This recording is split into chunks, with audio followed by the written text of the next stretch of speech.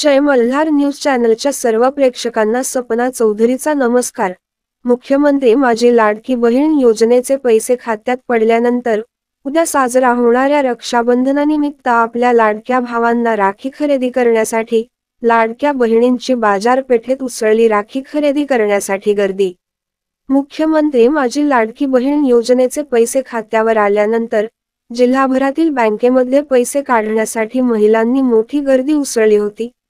त्यातच उद्या रक्षाबंधन असल्याने आपल्या लाडक्या भावासाठी राख्या खरेदी करण्यासाठी बहिणींची बाजारपेठेमध्ये मोठी गर्दी होतानाच चित्र नंदुरबार जिल्ह्यातील धडगाव शहरासह जिल्हाभरातील बाजारपेठेत पाहायला मिळत आहेत।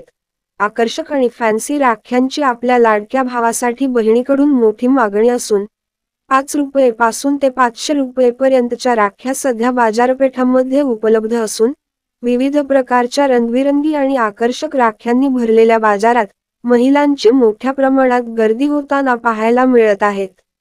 धडगाव प्रतिनिधीसह सपना चौधरी, जय मल्हार न्यूज, नंदुरबार।